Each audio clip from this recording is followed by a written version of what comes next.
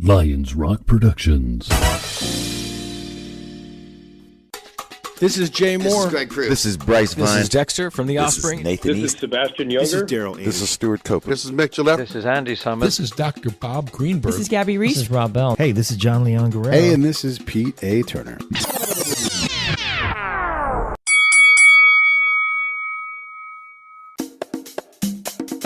And now, the Break It Down Show with John Leon Guerrero and Pete A. Turner.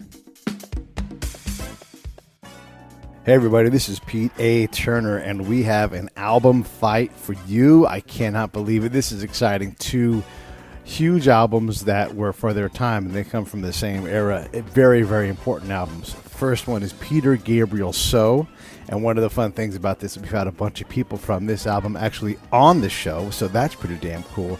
And also Tina Turner, Private Dancer. Let's get Phil to go ahead and do our corner call. Phil? Today's album fight is a 9-round battle between two multi-platinum albums that catapulted their respective artists into stardom. In the red corner, with his fusion of pop, soul, art rock, and world music, we have Peter Gabriel and his fifth studio album from 1986, So. And his opponent in the blue corner, we have the energetic and powerful voice of Anna Mae Bullock, otherwise known as Tina Turner, and her fifth studio album from 1984, Private Dancer. Let's get ready to ramble. Take it away, judges. Perfect. I always get a kick out of Phil's corner calls. They crack me up, and I do think we are ready to ramble. And so let's also go ahead and just knock out Richard's analysis. Richard, what do you think of this fight going in? 13 parameters were pushed through our patent-pending number system, and boy, is this a screwy fight. I mean, this is a tough one to call. Let's break it down and see where we ended up. First of all, the numbers did pick a winner in Peter Gabriel So. But So only got 5 points. Yes, a winner with 5 points out of 13. Tina Turner's Private Dancer got 3 points, leaving 5 points as ties. So let's break down the numbers even more. So got 3 of its points from critical numbers and 2 from popularity numbers. Private Dancer got 2 critical points and only 1 popularity point, which surprised me. That album was everywhere in the 80s. So it seems very clear, right? Wrong. There were 3 ties in critical points and 2 ties in popularity points. So what does it all mean? It means this could be close, or it could end up being a blowout by either album. My prediction is Peter Gabriel So 5-4, but with all the ties, that could go even higher. It could be 6-3, it could be 7-2, it could be 6-3 for Tina Turner.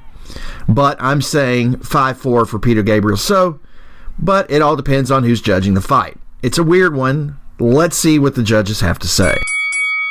Yeah, it's a mess indeed. The numbers are interesting, and you know it always comes down to the judges. And one of the reasons why we do this thing is we try to take something subjective and try to put some objectivity in it. That's why we have like a bunch of different judges that we pull from. So I'm going to introduce a new judge today. We have Judge Jason Bullett on the show. So Jason is new to us as far as being on the judging panel, but now he's sucked in, and we're going to hold on to him, and we're going to continue to do it. And actually may have him and fellow upstate New Yorker Matt, my buddy Matt Menard, on the show together at some point. We'll have New York in the house and do some New York bands or something. Oh, that would be interesting. Yeah, for sure. And then, of course, many time judge and, basically an associate producer for these album fights is the one, the only Brian Theis from Benicia. Hello. Brian, what are your thoughts going into this fight? You know, when you asked me to pick my next fight, I asked you to find one for me that was going to knock me out of my comfort zone, and you did. Neither of these albums are in my personal playlist, but I really enjoyed both of them. I think, there's 2 stylistic differences. It's really going to come down to what hits your ear better at that particular time. Yeah, I think that's fair. What about you, Jason? This is your first time doing any of these with us. What did you pull out of this experience? This was a close fight, to be honest with you, man. I thought Tina was going to take it, but I'm more swaying to the 1980s, so yeah, I took Peter Gabriel on this one. Well, let's take a look and see how we do. Let's fire this thing up and get going. Round 1. Red Rain versus I Might Have Been Queen. And since you're new, let's go ahead and just jump you right in the pool here, Jason. Give us your analysis for round one. With a layered introduction to Red Rain, that really got me hooked in the song right from the beginning. It was interesting to hear Stewart Copeland on the hi-hat. And also the lyrics, well, not political essentially, but it did deal with AIDS and a nuclear fallout. I really enjoyed this song. It was a strong opener to the album. I give it 10-8 to Peter Gabriel, only because Tina Turner, well, it's a great melody. It starts at the outset. It's a slight callback to Proud Mary, but not a strong opener in my opinion. 10-8 to Peter Gabriel. Nice. Great job. Great first opening round. Right off the bat. Wow. Tina goes down. Heels and all. Well, Brian, what do you say? I'm going to start it off with I Might Have Been Queen. You know, I'm a big believer in karma, you know, especially as it pertains to the entity formerly known as the Oakland Raiders. In this one, Tina explores her Buddhist learnings and fascinations with Egypt and reincarnation. There are some striking images in the lyrics like I'm a new pair of eyes, an original mind, with my senses of old, with the heart of a giant, and I'm searching through the wreckage for some great recollection. I might have been queen. On a personal note, it's not life and rebirth per se, but I've literally spent time looking through wreckage after my childhood home was burned down in the Tubbs fire last year. So many people I know and grew up with went through the same thing, and they're going through their own rebirths. And for Tina, she's moved away from Ike, and she's out there owning it all by herself. Musically, the song does sound dated. It's a product of that era, but it has a nice funky groove, and it's still very listenable. For Red Rain, you know, how many bands out there in the world never get off the ground because they can't find a drummer? And Peter Gabriel is able to call in Stewart Copeland just to play the hi-hats. Boy. And back up Jerry Marotta. You know, this is another song that attacks the senses. The lyrics and the percussions make you see, hear, and feel the rain washing over everything. Red Rain would normally elicit like a horror show type image with blood, but this song feels like another cleansing to me. It never drags, but it does get a little repetitive at the end, but with good effect as the song washes its way over you. For being on a personal note and hitting me that way harder, I'm going to wind up giving this round 10-9 to Tina. Nice work with the jet set and all that kind of reference. Yeah, Red Rain, what an incredible way to open an album. There's so much going on in this song. And again, getting back to, we've had Chris Hughes on the show, and he's actually going to do an album fight. He's a busy dude, hard to get a hold of. We've had Stewart Copeland on the show. Jerry Marotta has said yes to being on the show, just a matter of time and us being available on him. So this is really cool to be able to go, here's a bunch of dudes in the room that know us, and we love that. And of course, Rick Marotta is Jerry's brother, and he's been on the show a number of times. So very well constructed album. You got it. Hats off to Daniel Lanois and what he's pulling off. This is really tough because I Might Have Been Queen. I wanted this to be a little better. There's a great groove, but there's a lot of dated sounds. I felt like the keys were dated. The guitar for sure was dated. Tina's doing her job, though. You know, she's selling it and singing, and that's what she does well. But there's some little Nile Rodgers callbacks, and Nile actually appears on Gabriel So it's kind of funny to have a little bit of back and forth like that. But this is there's a little bit of cheese in I Might Have Been Queen. And how come everybody, this is a question for you, Brian, since you brought up the whole Egyptian reincarnation thing. How come when people are reincarnated, they were always something incredible, and they're like, I was a jet set. All right. Yeah, nobody was ever a goat in a previous life. Everybody was a queen. Yeah. So I gave this one to Peter Gabriel. Red Rain 10-9. Let's do round 2. What's Love Got to Do with It? Versus Sledgehammer. Wow. Brian, go ahead and tee that up and see what you can do with it.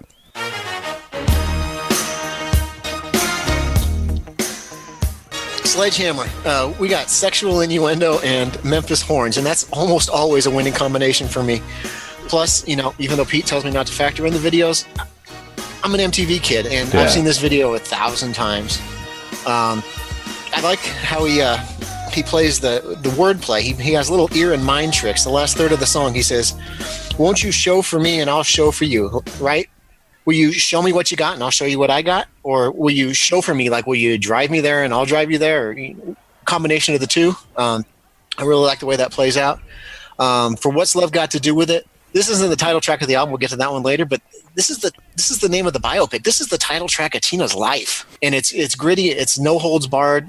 It's Tina's biggest solo song, perhaps her biggest song ever. I don't know. Proud Mary might take the track there, but the song it starts off fully sensual. The touch of your hands makes my pulse react.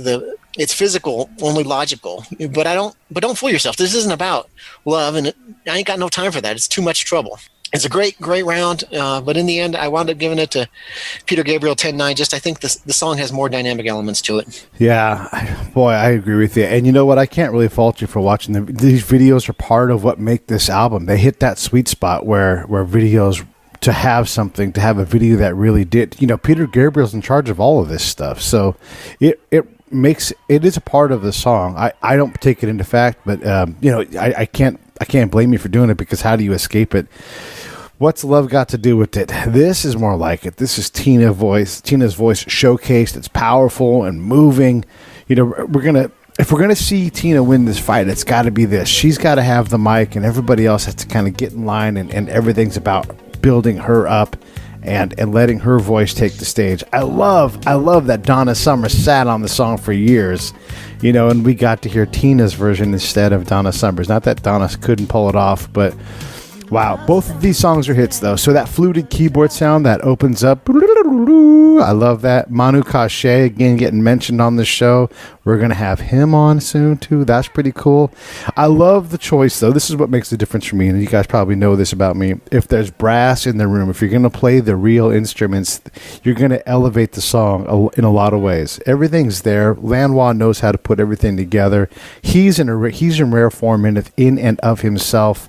Tony Levin's bass playing on the first part of Gabriel's album, pretty much any track that Tony's playing bass on, you're just like, damn, I never had realized how present that guy was in the quality of the tracks. So for me, this is a pretty easy.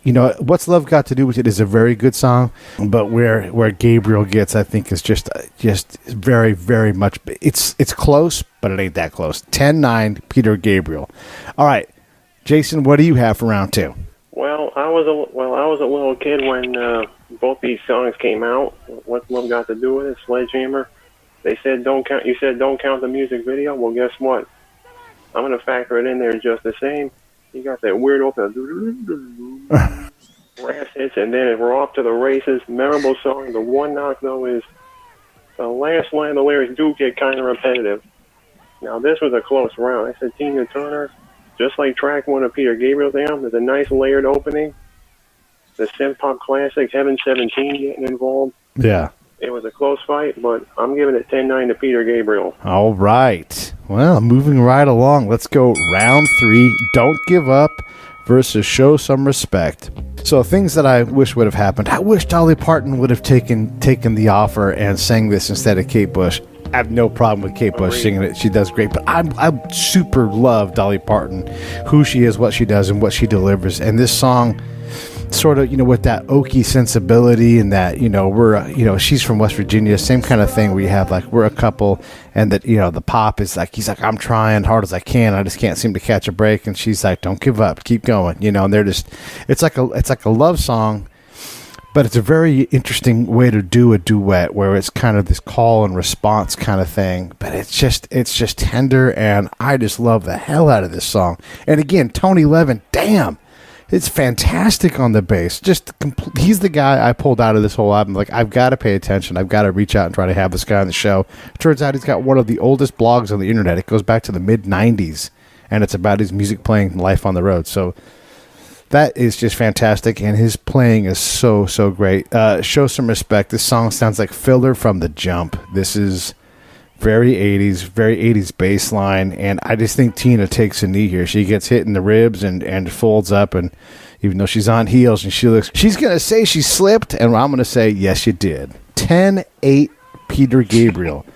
All right, Jason, what do you have? Well, I like Don't Give Up. That was a wonderful song. Kate Bush, it's a shame Dolly Parton never got to take it, but at least we here in the States got to hear Kate Bush. She's never going to perform on this side of the pond, so I heard, so good to hear it there. Lyrics are kind of relevant today. This song was written when Margaret Thatcher was running the show over in the UK, and all the devastating things she did to the economy over, and especially like northern parts of England and Manchester and Blackpool and those areas. It was a nice slowdown after the two tracks. and you got the low-pitched tom-toms coming in, and just like a nice melody throughout. And also, it's been encouragement during some tough times, like suicide prevention. It's like whatever may come, whatever may go. Like he was going to jump off the bridge and just end it right there. Show some respect. Well, there was more guitar driven than the last two songs. Tina puts her emotion, give her respect, but sorry, I'm giving it to Peter Gabriel 10-9. All right. I like it. Decisive. We like decisiveness around here. Brian, can you make a decision? Yeah, definitely make a decision here. Show some respect. You both said it's another song that shows its age, but I think it wears it pretty well. Kind of like Tina Turner does. I love the womp pow right before that first verse kicks in, and she finishes the song. She's kind of channeling her inner Steven Tyler and using her voice as an instrument. Gotta, whoo, ow. Yes. I think she really hits it there. I really love that. I'm a big Aerosmith fan, so maybe that's my bias showing through. Don't Give Up. Both of you called for Dolly Parton. I can't imagine Dolly Parton doing this song nearly as well as Kate Bush did. I think the way she comes in, the way he's desperate and broken, and she's the rock, I think her voice plays well on this, and I think she winds up winning the round for him on this one. And it's 10-9 for Peter Gabriel. Nicely done. Well, I guess we should just keep clipping along here. We're moving right along. We're 15 minutes. I'll get more verbose if you want. Yeah, no, well, we'll find something to talk about. Let's go ahead and just do round 4. I Can't Stand the Rain versus That Voice Again. And Jason, we're going to have you to start this time. Alrighty then. I'm going to start with Tina Turner. I Can't Stand the Rain. It was a great cover of an Ann Peebles tune. We're back to synth pop after Show Some Respect. In fact, when I played the track the first time, it came just as the rain was falling outside my window here. That Voice Again, also multi-track, but it's a world beat influence. But to be honest with you, this really didn't do anything for me or to me. 10-8 to Tina Turner. Wow. Holy shit. Whoa. Yeah. I wasn't expecting that one. I was not expecting that either. Wow. Okay. Well, Brian, what were you expecting? All right. On That Voice Again, I thought it was a very pretty song about, dealing with judgmental attitudes and how we can let that cause us to feel doubt. I want you close. I want you near. I can't help but listen, but I don't want to hear that voice again. There's way too much value on what we place on what other people think about us. And, as he says, only love can make love. Mm-hmm. For I Can't Stand the Rain, I didn't know this was a cover. I listened to the Ann Peebles original, and I thought, damn good song. Gritty, soulful number. Tina sends it out and does it her way. I don't mind the fact that it sounds like it was produced using beats off of a Casio keyboard. I think that plays well. But I do wish Tina would display a little bit more vocal range. When she sings, I can't stand the rain. I just wish she could hit a different note there. It just sounds a little flat. So I wound up giving this round 10-9 to Peter Gabriel. Yeah, this is, her and Peter Gabriel's each fifth solo effort, so Tina can do whatever the fuck she wants to do. I don't know why she did this. I mean, the Ann Peebles version is, here's the thing, you type it in, and what comes up? Ann's version comes up. Yes, there's some crediting towards Tina, but Ann got there first, and Tina really didn't add much to it. Some Casio keyboard sounds, whatever, that's fine, but this is a cover. It's a straight cover, and in the album fight format, it just doesn't do Tina any effort. Like, I wish she would have done something, gone up tempo, like Proud Mary. Everything's going to be Proud Mary because she just takes that song to a new level. But that's what we're looking for here. So I Can't Stand the Rain. We got a real problem, and I have nothing for this cover. It's not special. And really, it's someone else's song that she uses to fill out hers. So it's a cover that's filler, really, to me. And then That Voice Again, this is the first time Peter Gabriel kind of misses, doesn't get 100% of it. But all the drumming and the percussion is by Manu Katché again. And like Jason said, you got those world sounds. You've got those alternate beats. And the room is full of sound, full of textures, and everything that's going on in the room for Peter Gabriel is significantly better than what's going on in the room for Tina. So this is, for me, Gabriel 10-8. I gave it to him with a knockdown. Wow. I know. I just couldn't stand the 70s sound, being significantly better than Tina's. It just was, I don't know. It just had nothing for it. All right, so we're about halfway through, and I wanted to slow down for a second. And because Jason's new around here, Brian, let's throw a couple questions at him. Jason, how did you like the process of going song v song? Oh, it was enjoyable. It was really interesting to hear songs you never heard before, and some you've heard for many, many times. I thought it was interesting. Well, Can you see a in the album fight format, because we score the songs by rounds and we tally it up that way. Sometimes we come into the fight early on thinking this album's going to run away with it because we know it so well or because it's such an acclaimed album. Is there any chance you think you could be surprised by the results just given the format that we use? Not really. Not really. It was Peter Gabriel's fight to win, and he won it in my opinion. Spoilers. Spoiler alert. All right, well, let's stop spoiling and let's go ahead and just go on to round 5. In Your Eyes versus Better Be Good to Me. So let's go ahead and have Brian tee up this one and go. All right, Better Be Good to Me. Of all the songs in this fight, I probably heard this one the most. My mom, she had the Miami Vice soundtrack on cassette. So, go fast now. Hold on a second. Hold on. She had the Miami Vice soundtrack, and this was one of the songs from that soundtrack. This was on the Miami Vice soundtrack, the Phil Collins song, In the Air Tonight. Yeah. Yeah, we listened to that soundtrack. Anyway, 5 or 6 years straight, I think. Wow. This song showcases Tina very well. She's in charge, and the production plays along so well, because I don't got no use for what you loosely call the truth. You don't mess with Tina. She ain't taking nothing from nobody, and that's triple negative, so it means she's... Yeah, whatever. Anyway, In Your Eyes, it's another 80s soundtrack song. Say Anything. It's a Cameron Crowe movie. He would go on to make one of the best movies ever about music, as far as I'm concerned, with Almost Famous. John Cusack, I Own Sky, and the guy who played Fraser's dad. It's impossible for me to separate that song from that movie. This song, it could be cheesy and sappy with a little effort, but it's not. And that's a testament to Peter Gabriel. And the percussion stands out. Jerry Murata and Manu Katché, they really lay it down on this one. And in my eyes, this is a 1%er of a song, and it takes around 10-9. It is a really good song. How does he avoid the cheese factor? What do you think it is? If I knew, I'd make music, Pete. I don't... Fair enough. All right. So here's my round 5. In Your Eyes. This is one of those songs that it does do that thing that's hard to put your hands on. It's gorgeous. The drums are great. The keys are there, but they're exactly right. The keys are just kind of like sprinkling rain almost. And just it adds that thing in there. And what really takes this song and changes it, and I think you're right, it's a 1%er of a song, it elevates it. Lloyd Dobber with that boombox playing it to Ione Sky, it does something different. And then I don't know if you guys read the notes in it. Cameron Crowe and and Lloyd Dobber were at the Hollywood Bowl for a Peter Gabriel concert, and he walks out. Lloyd walks out for the song, and Peter Gabriel, for as much of a goofy artist as he is, he allowed them to use the song, and then he can still have fun with himself because he recognizes that this song got out of his control and it belongs to all of us now. It just has a special place, and I think that is that's always notable, and I always want to spend time with it when we find these songs. Better Be Good to Me. It's hella good. It's Mark Knopfler. That's awesome having him in there. And huge respect to Mark. We got to get him in the ring at some point. And she's great in this song. And it's really the problem is that In Your Eyes is, if Better Be Good to Me is a hit, it's not a number one hit. If you want to put a number one hit against, In Your Eyes, you're still probably going to lose because the song is just, it's that special, and Better Be Good to Me doesn't get there. So Gabriel's ability to get to the emotional cues and notes and pull those things out, that really what makes this songs different. Tina's album is great, the tunes are great, but Gabriel's just beating her to the punch. He's just getting there more frequently and frankly with more tools.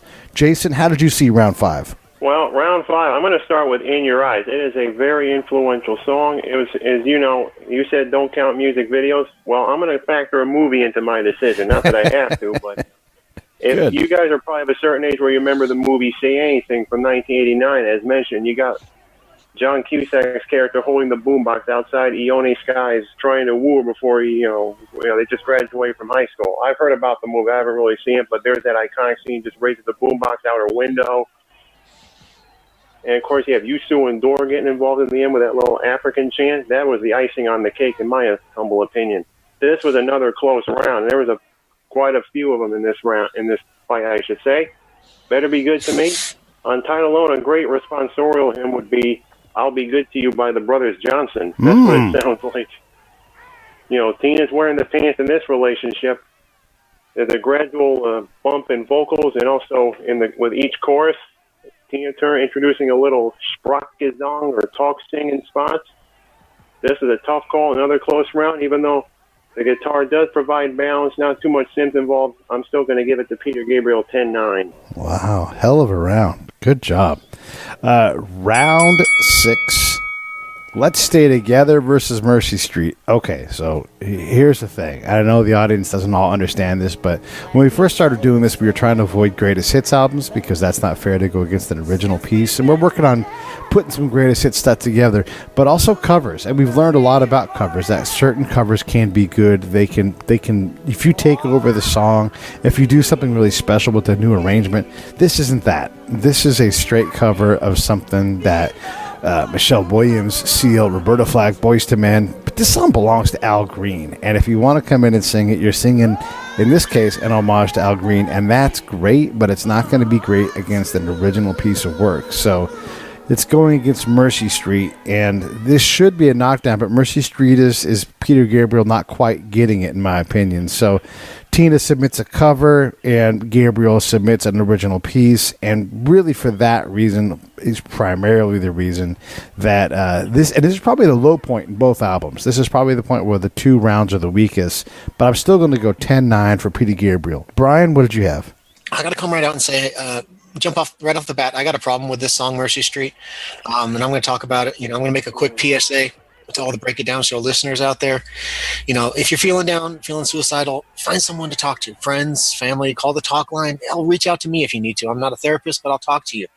That being said, this episode of the Break It Down Show is brought to you by Lions Rock Productions. That's us. We publish, evaluate, and develop podcasts just like this one, consult others to build their own, and create associated content and content marketing strategies. So if you're launching or expanding your social media presence, your business, or your personal brand, or if you just want to take your media presence to the next level, reach out to us on Twitter at P. Turner or at JohnLG69 at the Break It Down Show. There's 1,000 ways to get a hold of us. Now enjoy the show. Find someone to talk to. Friends, family, call the talk line. Hell, reach out to me if you need to. I'm not a therapist, but I'll talk to you. That being said, this is a song about suicide and desperation. Anne Sexton, she was a poet and playwright who tried 5 times before finally killing herself. And the lyrics of the song almost make it sound pleasant, floating out to sea in the darkness, dreaming of daddy's arms, When he performed this song live, Peter Gabriel would end it with this high-pitched scream to symbolize the pain, but I'm not feeling it in the song, and I don't want anybody to think that this is a pleasant solution. So that's what I'm going to say. Suicide is not the answer. The song makes it sound like it's pleasant. It ain't. Let's Stay Together. Yeah, covers are tough. And honestly, Tina sounds like an American Idol contestant trying to sing Al Green. She's going to Hollywood, but she's not going to win this round. So I give it 10-9 to Mercy Street. What about you, Jason? How'd you have it? Well, I'm going to start with Mercy Street right here, and I have to agree with Brian about the song being about suicide, and I also have to agree with him about if you are feeling suicidal yourself or you're listening to this or whatever, do get help. Call like the Suicide Prevention Talk Line or Lifeline or whatever that's called. I don't want to demean that, but just be, have somebody to talk to in your family or a close circle of friends. Now, with that little PSA out of the way, there's that worldly influence that comes on strong. And, however, the one demerit against it is that there's like more song than it needs. It's like 6.5 minutes. Well, not 6.5 hours. Whoops. That's a big difference. 6 minutes, 22 seconds. So there's more song than it really needs to be. And, of course, it is depressing. Let's Stay Together, though. It is a cover of an Al Green classic, so you're stepping into his territory. Tina just absolutely knocks it out of the park. Lack of instrumentation in the beginning. I really came this close to scoring it a knockout for Peter Gabriel or knockdown. Yeah. But when the guitars hit in the middle when she hits the chorus, it turned the tide in my opinion, so I gave this fight 10-9 to Tina Turner. Whoa, look at that. Yeah. Wow. I like it. All right. Well, let's go ahead and do round 7. And Jason, since you did so well that time, let's just go ahead and have you start off this one. Round 7, Big Time versus 1984. Absolutely, Pete. Now, Big Time, this is one of my favorite songs out of the Peter Gabriel canon. Unlike Mercy Street, there's like a quick lead-in. So after that depressing slog through oatmeal that was Mercy Street, Big Time says, hi there. And then quick lead into the melody. It's like a half a measure until Peter Gabriel's vocals kicked in. Stewart Copeland reappears this time. He's not just working the hi-hat. He's doing the whole drum set, baby. And also, you got percussive bass, too. Tony Levin and Jerry Marotta getting involved. And, of course, I think there was something called, like, I forgot what the term was offhand.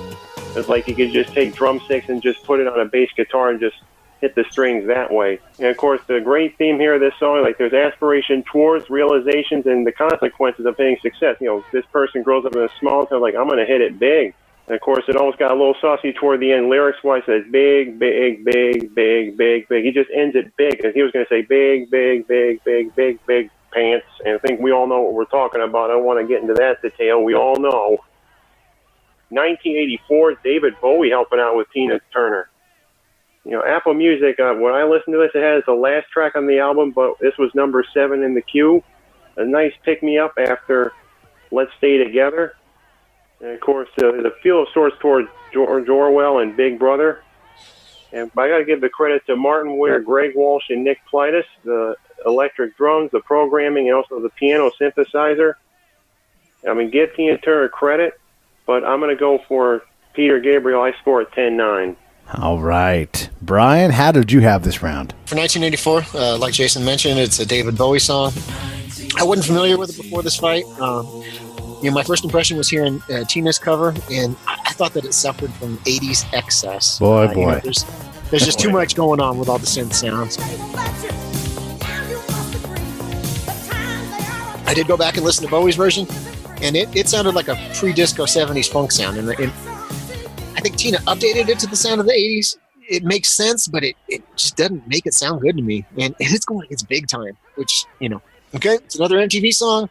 And another one, it's featuring those Memphis Homes I love. And it's got Stewart Copeland on drums again.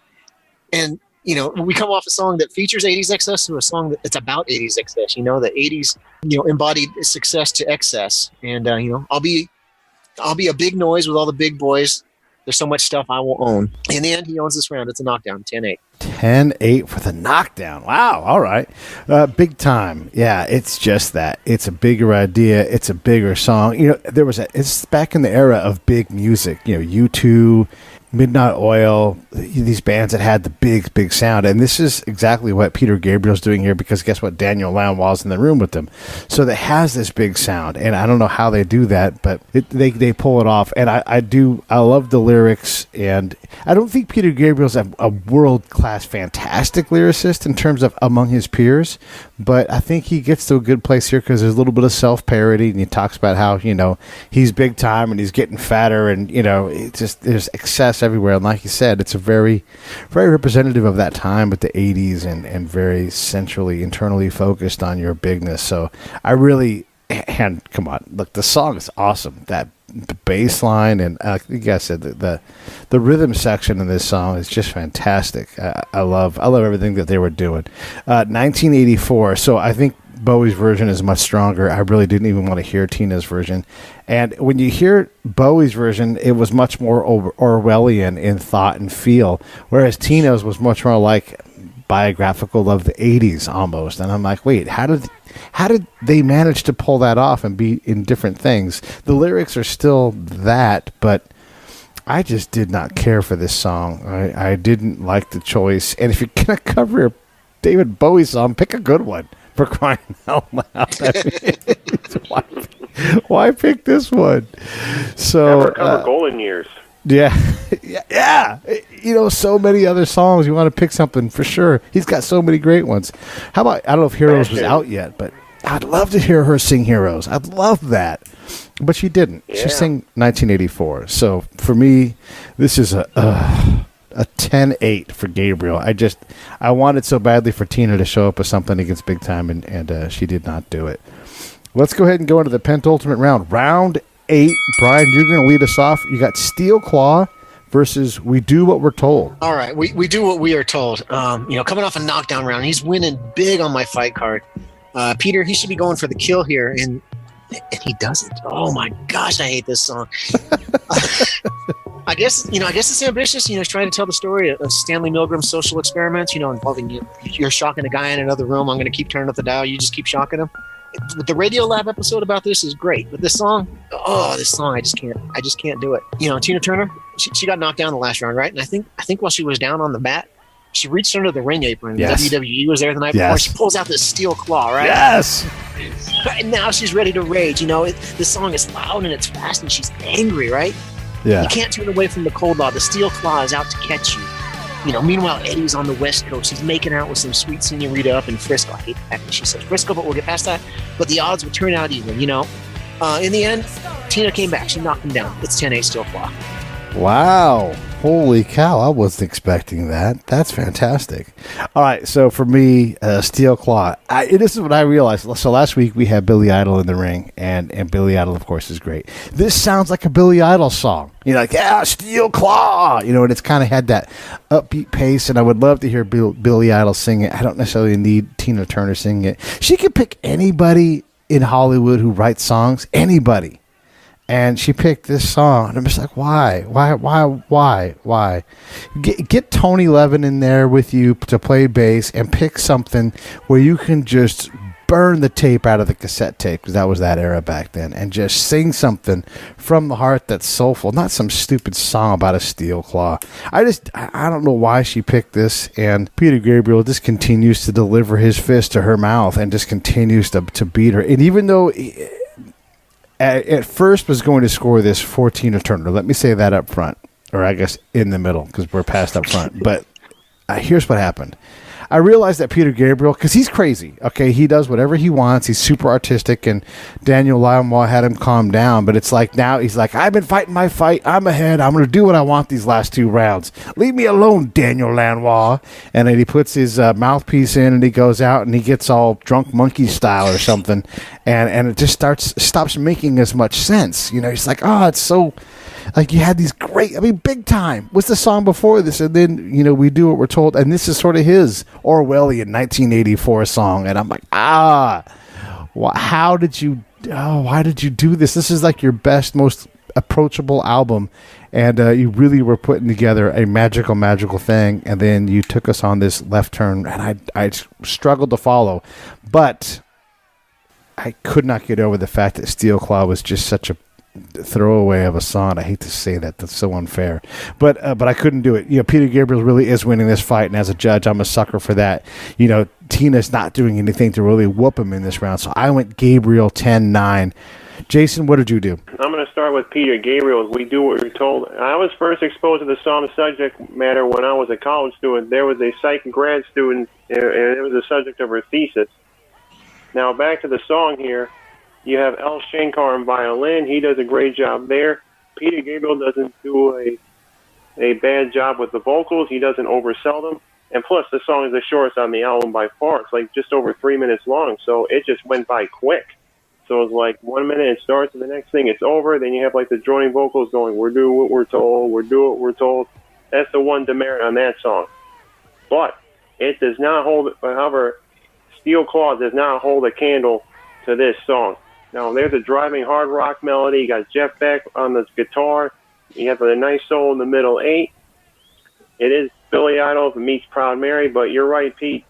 Billy Idol looks like he got most of the dominant genes in this one. It's quite a change from the rest of the album, but in the end, I scored a knockdown for Peter Gabriel 10-8. Oh, man. Wow. No mercy. Are we watching the same fight? Holy cow. No mercy from the New York judge. Hey, let me ask you this. Did you come up with that Billy Idol thing on your own, or were you following suit on that? I think I was following suit, but I came up with the dominant genes joke just seconds before I spoke. Yeah, no, that was hilarious. Yeah, no, I definitely credit on the great joke. Yeah, just because it definitely sounded, you know, I was just in Billy Idol all last week, so it was interesting to hear that and go, this is the Billy Idol song that he just didn't take and sing. Yeah, did you like it? Yes, I did. All right, I like it. All right, enough beating around the... We got a fan. Yeah, we got a fan. I'm a fan. All right, so I'm a fan of Jason being a fan. Hey, let's go ahead and do this. Round 9, Private Dancer versus This Is the Picture. And we're going to let Jason have the last word, Brian, so go ahead and take us home. No, Private Dancer, man. Closing out with the album fight with the title track is usually a strong move, and Tina Turner brings it here, right? Mark Knopfler wrote this song for Dire Straits, but thankfully he came to his senses and let Tina have it. members of Dire Straits play on this track, except for Knopfler, because some guy named Jeff Beck is playing guitar. In this song, Tina's a hired gun, a hooker, a stripper, a hitman, a political strategist. Who knows? Doesn't matter. She's getting paid to do a job with no strings attached, and she's going to do it well. After the rage and steel claw, Tina slows it down in this smooth jazz number. Saxophone, piano, Tina being sultry. Good Lord. Anyway, yeah, I guess Peter Gabriel had a song in this round. Well, let me see. This is the picture. Yeah, they take Laurie Anderson's song, Excellent Birds. They play around with it a little bit. They change the names. It's okay. It's better than the last song. That's not saying much. My Chihuahua bark's better than the last song. In the end, I'm going to damn this song with faint praise and say it's better than the last one and give this round 10-8 to Private Dancer. Yeah. Private Dancer, I needed 2 more tracks like this on this album where because Tina's so powerful when she sings like that, voice, just right from her heart she sings. Oh, it's so goddamn good. And the sax stuff, the bass stuff, we're finally somewhere where it matters. And even though the song is a touch dated, it doesn't really matter because Tina isn't dated. And she delivered something that we could all sit around and go, yeah, you know, I'm your private dancer. I do what you want me to do. You know, and you know, it's there's a coldness in it, but there's also this heat that comes out of it, and I don't know how she accomplishes that. There's very few tunes that are as good as this tune, and Tina is a great singer. She's also a great cover singer, and that's why there's so many covers on this album. She also, in one of the releases, she's also singing, I think, Help from the Beatles, you know, so she has no fear of taking a shot at singing your song and stealing it from you. She didn't quite get there enough, but in this song, she absolutely has her own thing, and she sings it well, and hats off to Mark Knopfler. Again, great job there. And then this is the picture, and again, yeah, Gabriel's off in Looney Land doing weird stuff with Laurie Anderson, who's also turns out very weird, and they do whatever they want. It's avant-garde. You can't call it weird. It's avant-garde. All right, sorry. Yes, it's avant-garde, and you know, Big Time is not avant-garde, and so we went from Big Time all the way down these last 2 tracks, and so I just have nothing for this. I will wave my hand and say hi to Nile Rodgers because we always like that, but this for me is a 10-8 round. This is Tina Turner, and she's like, well, if you're going to be goofing around, I'm going to come out and just start punching you in the face, you know.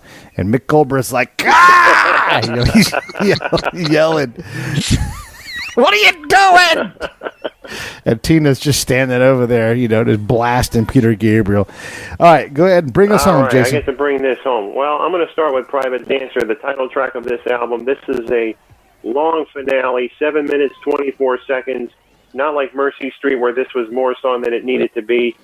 This was a good song for its length. There's a slow, soulful beginning. You have Mel Collins on the saxophone. You got Jeff Beck back for the finale, second song in a row, playing the middle 8. Actually, the saxophone also appears in the middle 8 as well. Great song, good for what it is.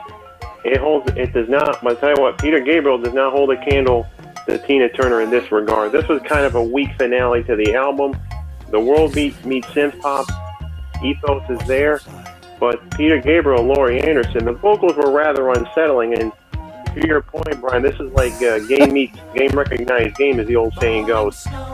You know, Peter Gabriel, Laurie Anderson, they're like 2 peas in a pod. Nile Rodgers, I got to give him the credit on guitar. Looks like I'm giving this fight a little too much credence to Peter Gabriel, but in the end, I'm going to give the round 10-9 to Tina Turner. Strong finale from Tina, in my opinion. Very strong. Yeah, very, very strong. All right, well, that closes out the fight. Let's go ahead and see what the heck happened. Richard, what's your analysis post-fight? Well, the numbers said this would be a weird fight, and boy, was it ever. It'd be easy to chalk this up to a blowout for Peter Gabriel, but not so fast, my friend. Looking at the average scores of the judges, both official and unofficial, the fight came down to 86-82 in Peter Gabriel's favor. That's essentially a 5-round to 4-round fight with a couple of knockdowns against Turner. But looking deeper, yes, Private Dancer was knocked down 5 times, but So was knocked down 4 times as well. This could have been total destruction for Gabriel, but the slow finish on So, with essentially a lackluster instrumental in round 8 and a pseudo-instrumental in round 9, did him no favors and let Turner at least finish respectably. And this really didn't turn out as a surprise based on the numbers. The sheer amount of ties in the pre-fight numbers said it would go either way, and it would be a unique fight, and it definitely was. For me, it came down to one specific problem. Private Dancer is incredibly dated, and so still feels and sounds contemporary. But please, art rockers, stop with the stupid fucking instrumentals, and stop changing your damn track listing for digital reissues. Okay, I'll stop. I'm ranting. Back to you guys. Yeah, there was a good bit of bloodletting that happened in this one. Brian, let's talk about your decisions on this fight.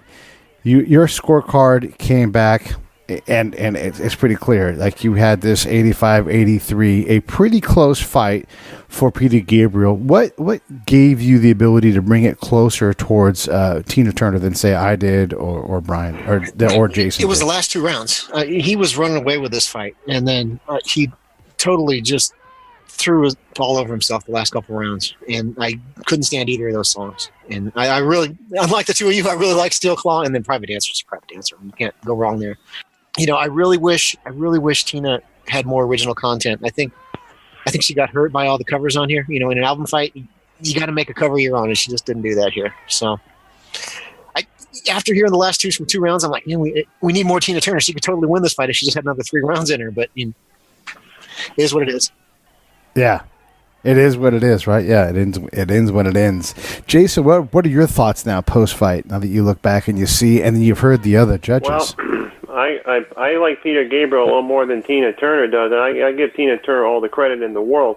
She did very well with two songs, especially that Al Green cover. I know she couldn't blow away Reverend Al, but she did very well with the Ann Peebles cover, I Can't Stand the Rain. But when it comes to consistent performances, I know Peter Gabriel struggled at the end in the last round.